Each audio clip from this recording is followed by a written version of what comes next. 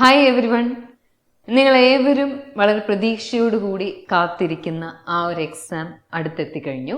Overseer grade 1 PWD bar irrigation bar LSDD June 27-നാണ് പരീക്ഷ Kerala PSC schedule ചെയ്തിരിക്കുന്നത്.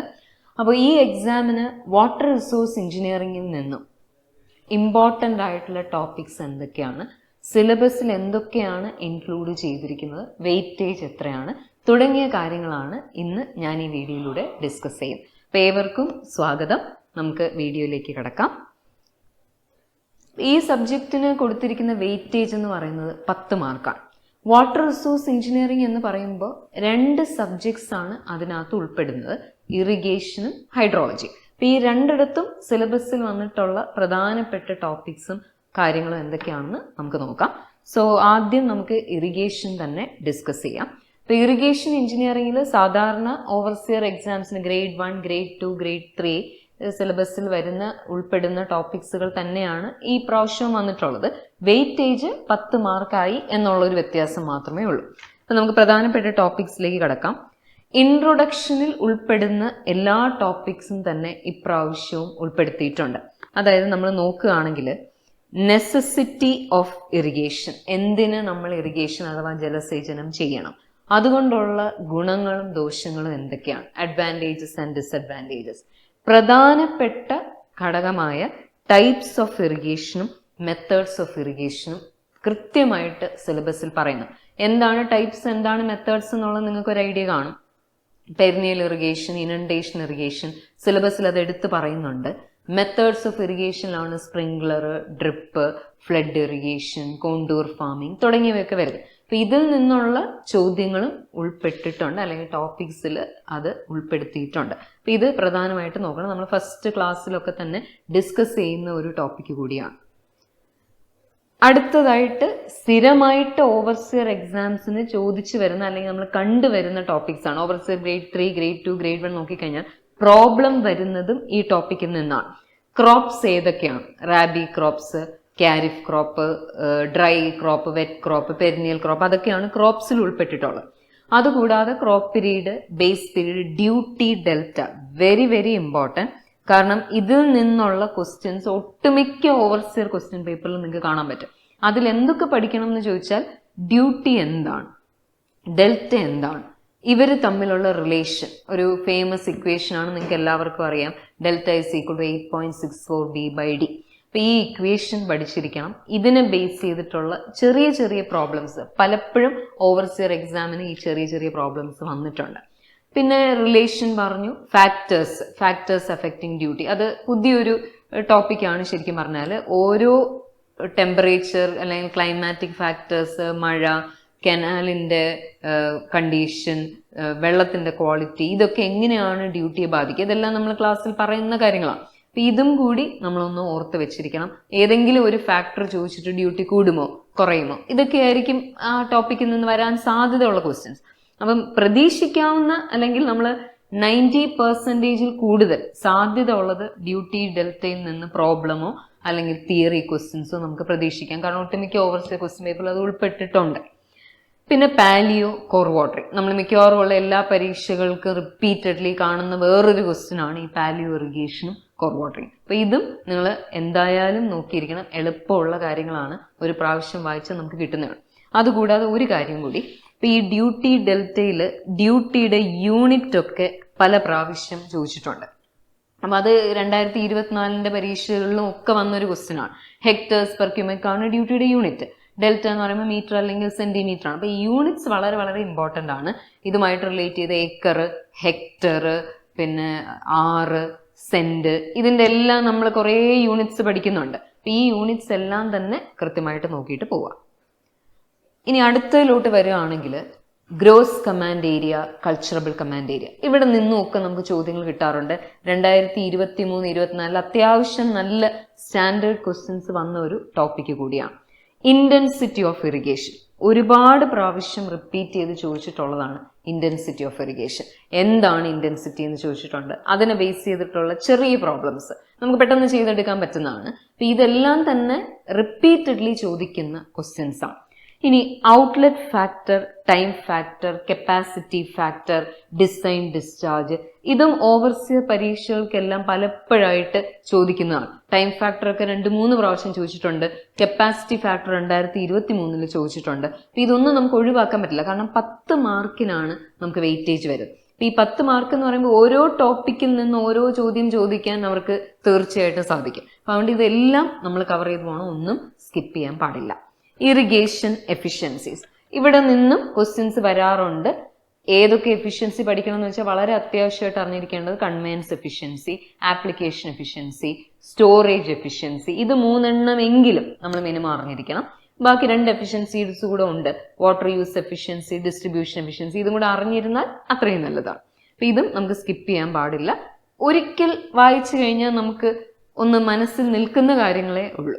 അപ്പോൾ ഒരു പ്രാവശ്യം പഠിച്ചവർക്കൊക്കെ ഇത് എപ്പോഴായാലും ഓർമ്മ കാണും. അപ്പൊ അതൊക്കെ ഒന്ന് ബ്രഷപ്പ് ചെയ്യുക. പുതുതായിട്ട് പഠിക്കുന്നവർക്കും ഒരു പ്രാവശ്യം ഒന്ന് വായിച്ചാൽ മനസ്സിലാവുന്ന ഒരു സബ്ജക്റ്റ് ആണ് ഇറിഗേഷൻ. അപ്പോൾ എന്തായാലും ഇതെല്ലാം പഠിച്ചിരിക്കുക. എളുപ്പമുള്ള ക്വസ്റ്റ്യൻസ് ആണ് നമുക്ക് കിട്ടും. ഇനി അടുത്തത് കെനാൽസ് ആണ്, അടുത്ത കാറ്റഗറി ആയിട്ട് സിലബസിൽ പറയാം. ഇപ്പൊ കെനാൽസിൽ എന്തൊക്കെ പഠിക്കണം എന്ന് വെച്ചാൽ കെനാൽസിന്റെ ക്ലാസിഫിക്കേഷൻ പഠിക്കണം. ഫോർ എക്സാമ്പിൾ ഡിസ്ചാർജിനെ ബേസ് ചെയ്ത് സ്ഥിരം ചോദ്യം വരുന്നതാണ്. Main കെനാൽ, branch കെനാൽ, major distributary, minor distributary, ഇതൊക്കെ ചോദിക്കാറുണ്ട്. Contour കെനാൽ, side slope കെനാൽ, watershed orange കെനാൽ, ഇതെല്ലാം സാധ്യത ഉള്ളതാണ്. പെർമനന്റ് കെനാൽ, ഇനണ്ടേഷൻ കെനാൽ, ഇനണ്ടേഷനൊക്കെ ഒരുപാട് പ്രാവശ്യം ചോദിച്ചിട്ടുള്ളതാണ്. അപ്പൊ അതുകൊണ്ട് ക്ലാസിഫിക്കേഷൻ ഓഫ് കെനാൽസ് ഒന്ന് ഡീറ്റെയിൽഡ് ആയിട്ട് പഠിക്കണം. ക്രോസ് സെക്ഷൻ ഓഫ് കെനാൽ സിലബസിൽ എടുത്ത് പറയുന്നുണ്ട്. ബാലൻസിങ് ഡെപ്ത്, ബേം, ബ്രീച്ച്, ഡൗള തുടങ്ങിയ കാര്യങ്ങൾ.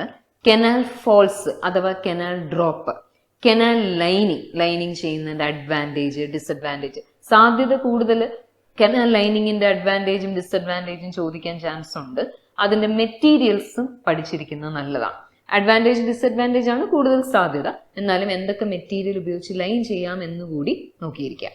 ക്രോസ് ഡ്രെയിനേജ് വർക്ക്, എല്ലാ ക്വസ്റ്റ്യൻ പേപ്പറിലും ഒരു ക്വസ്റ്റ്യൻ നമുക്ക് ക്രോസ് ഡ്രെയിനേജ് വർക്ക് കിട്ടാറുണ്ട്. Aqueduct, siphon aqueduct, canal siphon, super passage, level crossing, ഇതിലേതെങ്കിലും ഒരു എണ്ണം ക്വസ്റ്റ്യൻ ആയിട്ട് വരാറുണ്ട്. എപ്പോഴും ഒരു ക്വസ്റ്റ്യൻ നമുക്ക് ക്രോസ് ഡ്രെയിനേജ് വർക്ക് എന്ന് പ്രതീക്ഷിക്കാം. അടുത്തതായിട്ട് വളരെ ഇമ്പോർട്ടൻ്റ് ആയിട്ട് വരുന്ന ഒരു കാര്യമാണ് ഹെഡ് വർക്ക്സ്. ഇപ്പൊ ഞാൻ പറഞ്ഞു 10 ക്വസ്റ്റ്യൻ നിങ്ങൾക്ക് വരും. ഇപ്പൊ നമ്മുടെ സിലബസ് അനുസരിച്ചാണെങ്കിൽ 10 മാർക്കാണ് പറഞ്ഞിരിക്കുന്നത്. അതിലിപ്പോ ഒരെണ്ണം ഡ്യൂട്ടി ഡെൽറ്റ ചോദിക്കാം, ഒരെണ്ണം നേരത്തെ പറഞ്ഞ പോലെ കെനാൽ എന്നൊരു ക്വസ്റ്റ്യൻ വരും, ഒരെണ്ണം ക്രോസ് ഡ്രെയിനേജ് വർക്ക് എന്ന് വരാം. ഹെഡ് വർക്ക് എല്ലാ പ്രാവശ്യവും ക്വസ്റ്റ്യൻ ഉൾപ്പെടുന്ന ഒരു ടോപ്പിക്കാണ്. ഒന്നിൽ കൂടുതൽ ക്വസ്റ്റ്യൻസ് വന്നിട്ടുണ്ട്, 2 ക്വസ്റ്റ്യൻ ഒക്കെ വരാം. അതിൽ നിങ്ങൾ ക്വസ്റ്റ്യൻ പേപ്പേഴ്സ് എടുത്ത് നോക്കിക്കഴിഞ്ഞാൽ എപ്പോഴും കാണുന്ന ഒരു ടോപ്പിക്കാണ് വിയറും ബാരേജ്. ഇത് എല്ലാ ക്വസ്റ്റ്യൻ പേപ്പറിലും ഒന്നുകിൽ വിയർ ചോദിക്കും അല്ലെങ്കിൽ ബാരേജ് ചോദിക്കും. ഒരു ക്വസ്റ്റ്യൻ തീർച്ചയായിട്ടും അത് ഉൾപ്പെടാറുണ്ട്.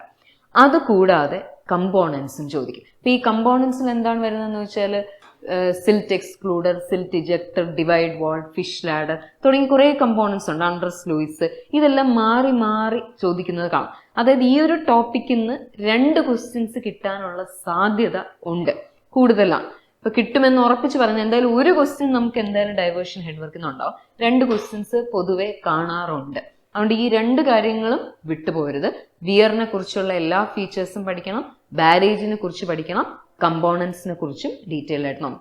ഞാൻ നേരത്തെ പറഞ്ഞ പോലെ ഇതിനകത്ത് പ്രോബ്ലംസ് ഒന്നും ഉൾപ്പെടുന്നില്ല, തിയറിയാണ്. നമുക്ക് ഒരു പ്രാവശ്യം കാണാതെ പഠിക്കാതെ തന്നെ ഒരു പ്രാവശ്യം ഒന്ന് വായിച്ച് മനസ്സിലാക്കി കഴിഞ്ഞാൽ നമുക്ക് ആൻസർ ചെയ്യാൻ പറ്റും. കാണാതെ പഠിക്കാതിരിക്കാൻ ശ്രമിക്കുക, അപ്പോഴാണ് നമ്മൾ പെട്ടെന്ന് മറന്നു പോകുന്നത്. വിയർ എന്തൊക്കെ ചെയ്യും, ബാരേജിൽ നിന്നുള്ള വ്യത്യാസം എന്താണ്, ഇതൊക്കെ എളുപ്പമാണ്. അപ്പൊ നമ്മളൊന്ന് കോൺസെപ്റ്റ് മനസ്സിലാക്കി ഈ കമ്പോണൻസും വിയറും ബാരേജും പഠിക്കുക. ഇപ്പൊ നമ്മൾ നേരത്തെ ഇപ്പൊ കണ്ടത് ഡൈവേർഷൻ ഹെഡ് വർക്കാണ്. അതേപോലെ തന്നെ ഇമ്പോർട്ടൻ്റ് ആണ് സ്റ്റോറേജ് ഹെഡ് വർക്ക്. അതായത് ഡാംസിനെ കുറിച്ചുള്ള കാര്യങ്ങളാണ് അതിനകത്ത് മൊത്തം വരുന്നത്. ഇപ്പൊ ഡാംസിനെ കുറിച്ച് ഒത്തിരി ഡീറ്റെയിൽസ് സിലബസിൽ പറയുന്നുണ്ട്. അതായത് കൃത്യമായിട്ട് ഡാം എന്ന് പറയുന്ന ടോപ്പിക്കിൽ എന്തൊക്കെ കവർ ചെയ്യണം എന്ന് മെൻഷൻ ചെയ്തിട്ടുണ്ട്. അതെന്തൊക്കെയാണെന്ന് ഞാനും ഇവിടെ ലിസ്റ്റ് ചെയ്തിട്ടുണ്ട്. ഡാംസിന്റെ classification: gravity dam, arch dam, earthen dam, rigid dam, non rigid dam, distribution dam. ഒരു 5 ക്ലാസിഫിക്കേഷനോളം നമുക്ക് പഠിക്കാം. 4 ക്ലാസിഫിക്കേഷൻ ആണ് എക്സാക്ട്ലി നമുക്ക് പഠിക്കാനുള്ളത്. 5 അല്ല, 4 ആണ്. അപ്പൊ 4 ക്ലാസിഫിക്കേഷൻ ഡാംസിൽ വരുന്നുണ്ട്. അതിന്റെ ഫംഗ്ഷൻ അനുസരിച്ച്, മെറ്റീരിയൽ അനുസരിച്ചിട്ട്, പിന്നെ hydraulic design, structural design. Structural design അനുസരിച്ചിട്ടുള്ള ക്ലാസിഫിക്കേഷൻ ആണ് ഞാൻ ഈ എടുത്തു പറയാം. ഇത് എന്തുകൊണ്ട് എടുത്തു പറയുന്നു എന്ന് ചോദിച്ചാൽ ഇതിനകത്ത് ഒരുപാട് ക്വസ്റ്റ്യൻസ് വരാനായിട്ടുണ്ട്. ഇപ്പൊ എർത്തൻ ഡാമിന്റെ സിലബസിൽ പറയുന്നുണ്ട് ഫ്രിയാറ്റിക് ലൈൻ, അതിന്റെ ഷേപ്പ്, മറ്റു കാര്യങ്ങൾ, അതിന്റെ ഫീച്ചേഴ്സ്, ഇതെല്ലാം എടുത്ത് സിലബസിൽ പറയുന്നുണ്ട്. ആർച്ച് ഡാമിലും ചോദിക്കാൻ അത്യാവശ്യം നമുക്ക് ക്വസ്റ്റ്യൻസ് ഉണ്ട്. ഗ്രാവിറ്റി ഡാം എന്താണ്, അതിന്റെ പ്രത്യേകതകൾ എന്താണ്, ഇതെല്ലാം തന്നെ സ്ഥിരമായിട്ട് നമുക്ക് ക്വസ്റ്റ്യൻ വരുന്ന ടോപ്പിക്സ് ആണ്. ഇത് കൂടാതെ ഡാംസിൽ നമ്മൾ കവർ ചെയ്യേണ്ടത് ഒരു ഡാമിൽ ആക്ട് ചെയ്യുന്ന ഫോഴ്സസ് ഏതൊക്കെയാണ്. Water pressure, self wait, uplift. ഇതിൽ വാട്ടർ പ്രഷർ ഓവർസിന്റെ പ്രീവിയസ് ക്വസ്റ്റ്യൻ കൂടിയാണ്, പ്രോബ്ലം അല്ല, തിയറിയാണ് നമുക്ക് ചോദിച്ചിട്ടുള്ളത്. അത് തന്നെ 2-3 പ്രാവശ്യം നമുക്ക് ആ തിയറി കിട്ടിയിട്ടുണ്ട്. അപ്പോൾ forces acting on A dam നോക്കണം. അതുപോലെ കുറച്ച് ഇമ്പോർട്ടൻ്റ് ആയിട്ടുള്ള ഒരു സാധനമാണ് എലിമെന്ററി പ്രൊഫൈൽ. ഒരു ഗ്രാവിറ്റി ഡാമിന്റെ എലിമെന്ററി പ്രൊഫൈൽ എന്താണ്, അതിന്റെ ഷേപ്പ് എന്താണ്, ഏതൊക്കെ ഫോഴ്സ് വരും, റിസൾട്ടന്റ് എവിടെ കൂടെ പാസ് ചെയ്യും, നമ്മൾ പഠിച്ച കാര്യങ്ങളാണ്. അപ്പൊ ഈ എലിമെന്ററി പ്രൊഫൈലും എടുത്ത് സിലബസിൽ പറയുന്നുണ്ട്, നോക്കിയിരിക്കാം. ഇപ്പൊ ഡാമിൽ നിന്ന് നമുക്ക് ഇതുപോലെ ഒരു 2 ക്വസ്റ്റ്യൻ ഒക്കെ കിട്ടാൻ സാധ്യതയുണ്ട്. 10 ക്വസ്റ്റ്യൻ ആയതുകൊണ്ട് എല്ലായിടത്തും കവർ ചെയ്ത് ചോദിക്കാനാണ് ചാൻസ് കൂടുതൽ. ഇപ്പൊ എലിമെന്ററി പ്രൊഫൈൽ നോക്കണം. പ്രോബ്ലം വന്നിട്ടുള്ള ഒരു ടോപ്പിക്കാണ് law and high gravity dam. ഇതിൽ ലിമിറ്റിംഗ് ഹൈറ്റിൽ നിന്നും ഓവർസിയർ ഗ്രേഡ് 3ക്ക് പ്രോബ്ലം വന്നിട്ടുണ്ട്. അപ്പൊ സ്വാഭാവികമായിട്ട് നമുക്ക് ഗ്രേഡ് 1നും ചെറിയ പ്രോബ്ലം അതിൽ നിന്ന് പ്രതീക്ഷിക്കാം. വരും എന്നുറപ്പിച്ച് പറയുന്നില്ല, പക്ഷെ ആ ഒരു പ്രോബ്ലം ഒക്കെ നോക്കിയിരിക്കണം. ലിമിറ്റിംഗ് ഹൈറ്റിന്റെ ഇക്വേഷൻ അതെങ്ങനെ സബ്സ്റ്റിറ്റ്യൂട്ട് ചെയ്യണം തുടങ്ങിയ കാര്യങ്ങളെ കുറിച്ചൊരു ഐഡിയ വേണം. പ്രാക്ടിക്കൽ പ്രൊഫൈലും ഒന്ന് പഠിച്ചിരിക്കണം. എന്താണ് എലിമെന്ററി പ്രൊഫൈലും പ്രാക്ടിക്കൽ പ്രൊഫൈലും തമ്മിലുള്ള വ്യത്യാസം, ആ വ്യത്യാസം ഒന്ന് നോക്കി വെച്ചിരുന്നാൽ നല്ലതായിരിക്കും. പിന്നെ അത് കൂടാതെ നമുക്ക് വരുന്നതാണ് ഒരു ഗ്രാവിറ്റി ഡാം ഫെയിൽ ആകാനുള്ള കാരണങ്ങൾ. ഓവർസിയറിന് ഒരുപാട് പ്രാവശ്യം ചോദിച്ച് കണ്ടിട്ടുള്ളതാണ് failure of earthen dam. Seepage failure ഉണ്ട്, സ്ട്രക്ചറൽ ഫെയിലിയർ ഉണ്ട്, ഹൈഡ്രോളിക് ഫെയിലിയർ ഉണ്ട്. അതിൽ പൈപ്പിങ്, ഗള്ളിങ്, ഇതൊക്കെ പ്രീവിയസ് ക്വസ്റ്റ്യൻ ആയിട്ട് വന്നിട്ടുണ്ട്. അപ്പൊ എന്തൊക്കെ കാരണങ്ങളാണ് എന്നുള്ളത് ഒന്ന് നോക്കി വെക്കണം. ഒരു ഗ്രാവിറ്റി ഡാം ഫെയിൽ ആകാനുള്ള കാരണങ്ങൾ എന്തൊക്കെയാണ്, എർത്തൻ ഡാം ഫെയിൽ ആകാനുള്ള കാരണങ്ങൾ. അതുപോലെ ഇമ്പോർട്ടൻ്റ് ആയിട്ട് വരുന്ന വേറൊരു കാര്യമാണ് സോൺസ് ഓഫ് സ്റ്റോറേജ്. അതായത് minimum pool level, maximum pool level, normal pool level, അവിടെ വരുന്ന storage, dead storage, live storage, surcharge storage etcetera. ഒരു റിസർവോയറിന്റെ ലൈഫ് എങ്ങനെയാണ് നമ്മൾ തീരുമാനിക്കുക, അതിനെ ബാധിക്കുന്ന കാര്യങ്ങൾ എന്തൊക്കെയാണ്, ഇതെല്ലാം നമ്മുടെ ഡാമിൽ ഉൾപ്പെട്ടിട്ടുള്ളതാണ്. ഇതെല്ലാം തന്നെ സിലബസിൽ മെൻഷൻ ചെയ്തിട്ടുമുണ്ട്. ഡാം വളരെ ഡീറ്റെയിൽഡ് ആയിട്ട് അവർ പറയുന്നുണ്ട്, ഇത്രയും കാര്യങ്ങൾ കവർ ചെയ്തിരിക്കാം. ഇപ്പൊ ലൈഫ് ഓഫ് എ റിസർവർ എന്ന് പറയുന്നത് ഇതിന്റെ ഉള്ളിൽ വരുന്ന ഒരു കാര്യമാണ്. അത് ഞാൻ എടുത്ത് മെൻഷൻ ചെയ്തു എന്നേ ഉള്ളൂ. ലൈഫ് ഓഫ് റിസർവോയർ എന്ന് പറഞ്ഞ സിലബസിൽ കൊടുത്തിട്ടില്ല, പക്ഷെ എന്ത് കൊടുത്തിട്ടുണ്ട്, സോൺസ് ഓഫ് ദി സ്റ്റോറേജ് എന്ന് മെൻഷൻ ചെയ്തിട്ടുണ്ട്. സോൺസ് ഓഫ് സ്റ്റോറേജിന്റെ ഉള്ളിൽ വരുന്നതാണ് ലൈഫ് ഓഫ് റിസർവോയർ. അപ്പൊ അതും നോക്കിയിരിക്കാം. പ്രധാനമായിട്ട് ഇറിഗേഷനിൽ കവർ ചെയ്യേണ്ട ടോപ്പിക്സ് ഇതെല്ലാമാണ്. ഇനി നമുക്ക് ഹൈഡ്രോളജിയുടെ ടോപ്പിക്സിലേക്ക് വരാം. അപ്പൊ ഈ 10 മാർക്കിനകത്ത് തന്നെയാണ് ഹൈഡ്രോളജിയിൽ നിന്നും അവർ സിലബസ് കൊടുത്തിരിക്കുന്നത്. അത്യാവശ്യം തന്നെ ഡീറ്റെയിൽഡ് ആയിട്ട് കൊടുത്തിട്ടുമുണ്ട്. അപ്പൊ ഹൈഡ്രോളജിയിൽ എന്തൊക്കെയാണ് നമ്മൾ നോക്കേണ്ടതെന്ന് നോക്കാം. ഇപ്പൊ സിലബസ് അനുസരിച്ച് പ്രസിപ്പിറ്റേഷൻ ഡീറ്റെയിൽഡ് ആയിട്ട് നോക്കണം. കാരണം പ്രസിപ്പിറ്റേഷനിൽ ഫോംസ് വരുന്നുണ്ട്, drizzle, rain, glaze, sleet, snow etcetera. അതായത് ഏതൊക്കെ രൂപത്തിലാണ് ഭൂമിയിലേക്ക് വെള്ളം തിരിച്ചു വരുന്നത്, അതായത് ആവിയായിട്ട് മുകളിലേക്ക് പോയത് ഏതൊക്കെ രൂപത്തിൽ തിരിച്ചു വരും, അതാണ് ഫോംസ് ഓഫ് പ്രസിപ്പിറ്റേഷൻ. അതിൽ നിന്ന് 2023 നമുക്ക് ചോദ്യം ഉണ്ടായിട്ടുണ്ട്, അത് നോക്കിയിരിക്കണം. ടൈപ്സ് ഓഫ് പ്രസിപ്പിറ്റേഷൻ ഇമ്പോർട്ടൻ്റ് ആണ്. സൈക്ലോണിക്, കോൺവെക്റ്റീവ്, ഓറോഗ്രാഫിക് തുടങ്ങിയ ടോപ്പിക്സ്. പിന്നെ മഴ എങ്ങനെ മെഷർ ചെയ്യും, റെയിൻ ഗേജസ് വളരെ ഇമ്പോർട്ടൻ്റ് ആണ്. ഏതൊക്കെ ടൈപ്പ് റെയിൻ ഗേജസ് ഉണ്ട്, ഇന്ത്യയിൽ ഏതാണ് യൂസ് ചെയ്യുന്നത്, യൂണിറ്റ് അത് മറക്കരുത്. ഇവിടെയും ശ്രദ്ധിക്കണം, മഴയുടെ യൂണിറ്റും റൺ ഓഫിന്റെ യൂണിറ്റും ചോദിക്കാറുണ്ട്. മഴയുടെ യൂണിറ്റ് മില്ലിമീറ്റർ ആണ്, റൺ ഓഫിന്റെ യൂണിറ്റ് ക്യുമെക്സ് ആണ്. അപ്പൊ ആ യൂണിറ്റും കൂടി പഠിച്ചു വേണം. പഠിക്കുന്ന ടോപ്പിക്സ് നമ്മൾ ഫുള്ളായിട്ട് കവർ ചെയ്ത് തന്നെ പോവാം. ഇനി ഇതിനകത്ത് നേരത്തെ പറഞ്ഞ പോലെ ടൈപ്സ് ഓഫ് റെയിൻ ഗേജസ് നോക്കണം. സെലക്ഷൻ ഓഫ് സൈറ്റ്, ഒരു റെയിൻ ഗേജ് കൊണ്ടുവെക്കുമ്പോൾ ആ സ്ഥലത്ത് നമ്മൾ ശ്രദ്ധിക്കേണ്ട കാര്യങ്ങൾ, എത്ര ചുറ്റളവിൽ ഒരു റെയിൻ ഗേജ് വെക്കണം. ഇപ്പോൾ ഒരു എക്സാമ്പിൾ പറയുകയാണെങ്കിൽ നമ്മൾ പ്ലെയിൻ ഏരിയാസ് ആണ് ചൂസ് ചെയ്യുന്നതെങ്കിൽ ഓരോ 520 കിലോമീറ്റർ സ്ക്വയറിലും ഒരു റെയിൻ ഗേജ് വെക്കണം. അതാണ് റെയിൻ ഗേജ് ഡെൻസിറ്റി കൊണ്ട് ഉദ്ദേശിക്കുന്നത്. നമ്മൾ ഓരോ സ്ഥലത്തും എത്ര റെയിൻ ഗേജ് ആണ് വെക്കേണ്ടത്. Optimum number of rain gauge, ഈ ഇക്വേഷൻ വെച്ചിട്ട് നമുക്ക് ഓവർസിയറിന് പ്രോബ്ലം വന്നിട്ടുണ്ട്. അതായത് ഒരു വളരെ ഫേമസ് ആയിട്ടുള്ള ഒരു ഇക്വേഷൻ ഉണ്ട്, N=CV/E². അപ്പൊ ഈ ഇക്വേഷനും വളരെ സിമ്പിൾ ആയിട്ടുള്ള പ്രോബ്ലംസ് ആയിരിക്കും ചോദിക്കുക. അപ്പൊ ആ ഇക്വേഷനെ ബേസ് ചെയ്ത് കുറച്ച് പ്രോബ്ലംസ് എങ്കിലും നിങ്ങളൊന്ന് പ്രാക്ടീസ് ചെയ്യണം. കാരണം grade 1 എക്സാം ആണ്. അപ്പൊ കുറച്ചൊക്കെ പ്രോബ്ലംസ്, ഒരുപാട് പ്രോബ്ലംസ് ഒന്നും വരാറില്ല എങ്കിലും കുറച്ച് ബേസിക് പ്രോബ്ലംസ് എങ്കിലും നമ്മൾ അറിഞ്ഞിരിക്കുക. അതുപോലെ തന്നെ ആവറേജ് റെയിൻഫോൾ എങ്ങനെ കാൽക്കുലേറ്റ് ചെയ്യാം, തീസൺ, പോളിഗൺ, ഐസോഹൈറ്റൽ, അരിത്തമെറ്റിക് ആവറേജ്, ഈ മെത്തേഡ്സ് നമ്മൾ അറിഞ്ഞിരിക്കണം. നോർമൽ ആനുവൽ റെയിൻഫോൾ എന്ന് പറഞ്ഞാൽ എന്താ, കേരളത്തിന്റെ ആവറേജ് ആനുവൽ റെയിൻഫോൾ എത്ര, ഇന്ത്യയുടേത് എത്ര, റെയിൻഫോൾ സൈക്കിൾ പീരീഡ്. ഏറ്റവും കൂടുതൽ ഓവർസിയർ എക്സാമിന് ഹൈഡ്രോളജിയിൽ വന്നിട്ടുള്ള ഒരു ക്വസ്റ്റ്യൻ കൂടെയാണ് ഈ റെയിൻഫോൾ സൈക്കിൾ പീരീഡ്. അതും നമ്മൾ അറിഞ്ഞിരിക്കണം. അതുകൂടാതെ 2 ഇമ്പോർട്ടൻ്റ് ആയിട്ടുള്ള ഗ്രാഫ് നമുക്ക് വരുന്നുണ്ട്, ഹൈറ്റോഗ്രാഫും റെയിൻഫോൾ മാസ്കറും അറിഞ്ഞിരിക്കണം. ഇപ്പൊ നമുക്ക് റിപ്പീറ്റഡ്ലി ഹൈറ്റോഗ്രാഫ് ചോദിച്ചിട്ടുണ്ട്, ഹൈഡ്രോഗ്രാഫും ചോദിച്ചിട്ടുണ്ട്. അത് നമ്മൾ റൺ ഓഫിലേക്ക് വരുമ്പോഴത്തേക്കും പറയാം. അപ്പൊ 2 ഗ്രാഫാണ് നമുക്ക് പ്രസിപ്പിറ്റേഷൻ വരുന്നത്, ഹൈറ്റോഗ്രാഫും റെയിൻഫോൾ മാസ്കറും. അപ്പൊ അത് നീറ്റായിട്ടൊന്ന് പഠിച്ചു വെച്ചിരിക്കുക.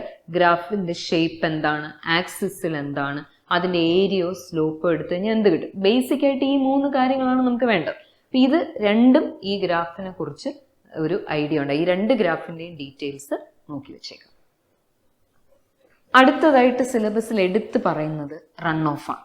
അപ്പൊ ഞാൻ നേരത്തെ പറഞ്ഞ പോലെ റൺ ഓഫിന്റെ യൂണിറ്റ് ചോദിക്കും. മഴ mm-ലാണ് അളക്കുന്നത്, റൺ ഓഫ് നമ്മൾ അളക്കുന്നത് മീറ്റർ ക്യൂബ് പെർ സെക്കൻഡ്, അതായത് ക്യുമെക്സിലാണ് നമ്മൾ അളക്കുന്നത്.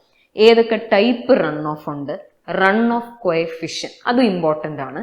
ചില പരീക്ഷകൾക്കൊക്കെ അതിൽ നിന്ന് കുഞ്ഞു പ്രോബ്ലം ഒക്കെ വന്നിട്ടുണ്ട്. Run off divided by rainfall, അതാണ് റൺ ഓഫ് കോഎഫിഷ്യന്റ്. അപ്പൊ അതിനെക്കുറിച്ചും ഒരു ഐഡിയ ഉണ്ടായിരിക്കണം. പ്രോബ്ലം മേ ബി വരാം, അല്ലെങ്കിൽ തിയറി ആയിട്ടെങ്കിലും ചോദിക്കാം.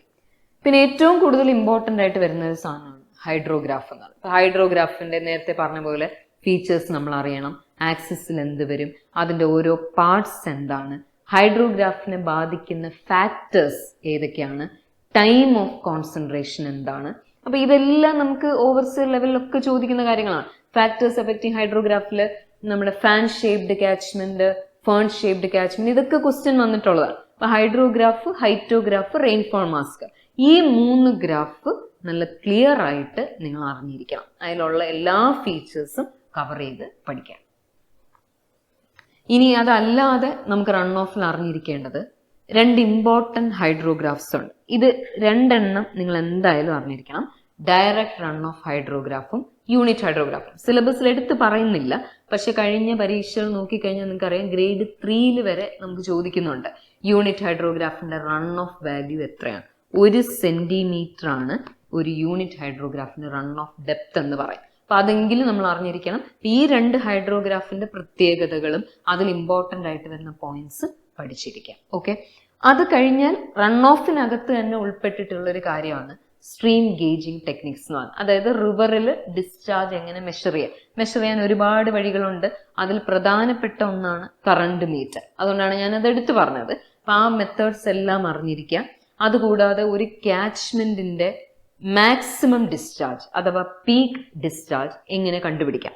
Dickens formula, rights formula, English formula. ഈ ഡിക്കൻസ് ഫോർമുലയൊക്കെ ഒരുപാട് പ്രാവശ്യം ഓവർസിയറിന് ചോദിച്ചിട്ടുള്ളതാണ്. grade 2, grade 1 എക്സാംസിനൊക്കെ വന്നിട്ടുണ്ട്. ഈ ഫോർമുലാസ് അറിയണം. ഇന്ത്യയുടെ ഏത് ഭാഗത്താണ് അത് യൂസ് ചെയ്യുന്നതെന്നും അറിയണം. ഇപ്പോൾ എക്സാമ്പിൾ പറയുകയാണെങ്കിൽ ഡിക്കൻസ് ഫോർമുല എന്ന് പറയുന്നത് CD(a⁴) ആണ്. ഇത് യൂസ് ചെയ്യുന്നത് സെൻട്രൽ ഇന്ത്യയിലും നോർത്ത് ഇന്ത്യയിലുമാണ്. അപ്പോൾ അതൊന്നും അറിഞ്ഞു വെച്ചിരിക്കുക. അതുപോലെ തന്നെ റൈറ്റ്സ് ഫോർമുല, അതെവിടെ യൂസ് ചെയ്യുന്നു, ഇങ്ങനെയുള്ള കാര്യങ്ങൾ അറിഞ്ഞിരിക്കാം. പിന്നെ ഇൻക്ലൂഡ് ചെയ്തിട്ടുള്ള, നമ്മുടെ സിലബസിൽ ഇൻക്ലൂഡ് ചെയ്തിട്ടുള്ള ഒരു ടോപ്പിക്കാണ് erosion of soil by water.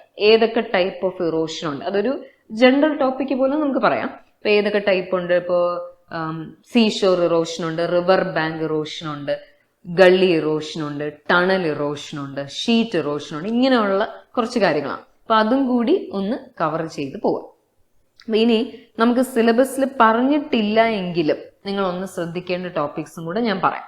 അതായത് സിലബസിൽ ഇപ്പൊ കുറെ കാര്യങ്ങൾ എടുത്തെടുത്ത് മെൻഷൻ ചെയ്തിട്ടുണ്ട്, പക്ഷെ എങ്കിലും എടുത്ത് പറഞ്ഞിട്ടില്ലെങ്കിലും നിങ്ങൾ നോക്കേണ്ട ചില കാര്യങ്ങളും കൂടെ ഞാൻ പറയാണ്. ഗ്രൗണ്ട് വാട്ടറിന്റെ ബേസിക്സ് ഒന്ന് നോക്കിയിരിക്കാം. അതായത് എല്ലാ ക്വസ്റ്റ്യൻ പേപ്പറിലും നമ്മൾ കാണുന്ന ചില കാര്യങ്ങളാണ് അക്യൂഫർ, അക്യുഫ്ലൂയിഡ്, അക്യുഫ്യൂജ്, അൺകൺഫൈൻഡ് അക്യുഫർ, കൺഫൈൻഡ് അക്യുഫർ.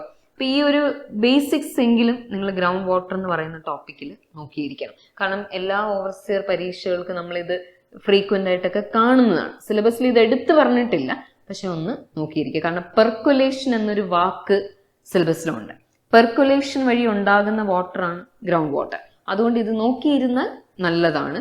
സിലബസിൽ മെൻഷൻ ചെയ്തിട്ടില്ല എന്ന് വിചാരിച്ച് നമ്മളത് വിട്ടുകളയണ്ട. ഈ പറഞ്ഞ കുറച്ച് കാര്യങ്ങൾ aquifer, aquifuge, aquiclude, aquitard, unconfined aquifer, confined aquifer, അതിന് എക്സാമ്പിൾസ്, ഇതൊക്കെ ഒന്ന് നോക്കിയിരിക്കാം. അതുപോലെ തന്നെ ഹൈഡ്രോളജിയിൽ സാധാരണ കണ്ടുവരുന്നത് നമുക്ക് കുറേ പ്രോസസ്സ് ഉണ്ട്. Precipitation, evaporation, transpiration, evapotranspiration, run off, infiltration, ഇങ്ങനെ കുറേ പ്രോസസ്സാണ് നമുക്ക് ഹൈഡ്രോളജിക് സൈക്കിളിൽ വരുന്നത്. ഈ ഓരോ പ്രോസസ്സും എന്താണെന്ന് കൂടി അറിഞ്ഞിരിക്കണം. അതിന്റെ ഡെഫിനിഷൻ എങ്കിലും നമുക്കറിയണം. ഇപ്പോൾ ചെടികളുടെ ഇലകളിൽ നിന്നും വെള്ളം നഷ്ടപ്പെടുന്നതിന് എന്ത് പറയും എന്ന് ചോദിച്ചു കഴിഞ്ഞാൽ ട്രാൻസ്പിറേഷൻ. അപ്പോൾ ഒരു ഡെഫിനിഷൻ തന്നാൽ ആ പ്രോസസ്സ് പറയാനും നിങ്ങൾ അറിയണം. അപ്പോൾ പ്രോസസ്സസ് നിങ്ങളൊന്ന് നോക്കി വെച്ചിരിക്കാം. സിലബസിൽ അത് എടുത്ത് പറഞ്ഞിട്ടൊന്നുമില്ല, പക്ഷെ ആ 2 പ്രോസസ്സിനെ കുറിച്ച് ഡീറ്റെയിൽഡ് ആയിട്ട് പറയുന്നുണ്ട്. പ്രസിപ്പിറ്റേഷൻ, റൺ ഓഫ് മാത്രമാണ് ഡീറ്റെയിൽഡ് ആയിട്ട് സിലബസിൽ പറയുന്നത്. പക്ഷെ ബാക്കി പ്രോസസ്സുകൾ എന്താണെന്നെങ്കിലും മിനിമം ഒന്ന് അറിഞ്ഞിരിക്കണം. അപ്പോൾ ഇതാണ് നമ്മുടെ വാട്ടർ റിസോഴ്സ് എഞ്ചിനീയറിംഗിൽ വരുന്ന സിലബസും അതിൻ്റെ ഇമ്പോർട്ടൻറ്റ് ടോപ്പിക്സും. ഇറിഗേഷനും ഹൈഡ്രോളജിയാണ് ഞാനിവിടെ ഡിസ്കസ് ചെയ്തത്. 10 മാർക്കിനാണ് വെയിറ്റേജ് വരുന്നത്. ഇപ്പോൾ എല്ലാവർക്കും ഒരുവിധം ഒരു ഐഡിയ കിട്ടിയെന്ന് ഞാൻ വിചാരിക്കുന്നു. ഓരോ ടോപ്പിക്കിനകത്ത് എന്ത് വരും എന്നുള്ളത് നിങ്ങൾക്ക് ഐഡിയ കിട്ടിയിട്ടുണ്ടാവും. നമ്മൾ ക്ലാസ്സിൽ പഠിപ്പിച്ച എല്ലാ കാര്യങ്ങളും കവർ ചെയ്ത് പഠിക്കുക. ഒന്നും വിടാതിരിക്കുന്നതാണ് എപ്പോഴും നല്ലത്. അപ്പോൾ എല്ലാവരും നന്നായിട്ട് പഠിക്കുക, പ്രിപ്പയർ ചെയ്യുക. ഈ ലിസ്റ്റിൽ എല്ലാവർക്കും കയറാൻ പറ്റട്ടെ എന്ന് തന്നെ ഞാൻ ആശംസിക്കുന്നു. So all the best for every one. Thank you. Start your preparations for engineering competitive exams from top educators. Learn from the best.